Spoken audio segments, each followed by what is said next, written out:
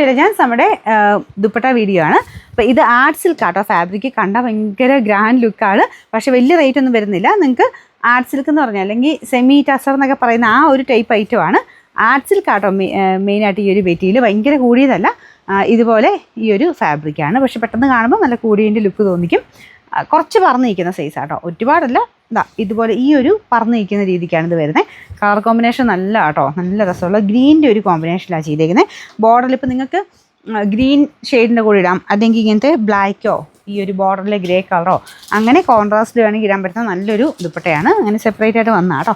പിന്നെ നമ്പർ വരുന്നത് W706, rate 340, 340. ഇതും അങ്ങനെ ആ ഒരു രണ്ട് രീതിക്ക് വരുന്ന കേട്ടോ. മറ്റേത് ആർട്ട് സിൽക്ക് ആയിരുന്നു, ഇത് സാറ്റിൻ കോട്ടൺ ആണ് ഫാബ്രിക്.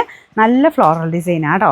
അപ്പോൾ ഇതും രണ്ട് ടൈപ്പ് ഡിസൈൻ ഡിഫറെൻ്റ് ആയിട്ട് വന്ന ഐറ്റംസ് ആണ്. അപ്പോൾ ഇത് കോട്ടൺ, സാറ്റിൻ കോട്ടൻ്റെ ടൈപ്പ് ഫാബ്രിക്. ശരിക്കും നോർമൽ കോട്ടൻ്റെ ലുക്ക് അല്ല കേട്ടോ, കുറച്ചൊരു സിൽക്കി ഫിനിഷ് തന്നെ, നമ്മുടെ സെമി മോഡലൊക്കെ വരുന്ന പോലെയാണ് കാണാനിരിക്കണേ.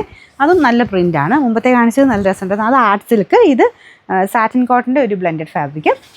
മൊത്തം നിങ്ങൾക്ക് ഈ ഒരു കളറിൻ്റെ വെച്ചിട്ട് മാച്ച് ചെയ്ത് നിങ്ങൾക്ക് ആ ഒരു മിക്സ് ആൻഡ് മാച്ച് രീതി ചെയ്തെടുക്കാൻ പറ്റും. പിന്നെ സിമ്പിളായിട്ട് ബ്ലാക്കിൻ്റെ കൂടെ ഇട്ടാലും നല്ല കേട്ടോ. ബ്ലാക്ക്, ഡാർക്ക് ബ്രൗണ്, ബ്ലൂ അങ്ങനത്തെ ഷെയ്ഡ്സിൻ്റെ കൂടെ മിക്സ് ആൻഡ് മാച്ച് ചെയ്യാം.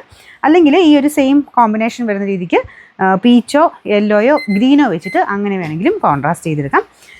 Number W583, rate 340, 340.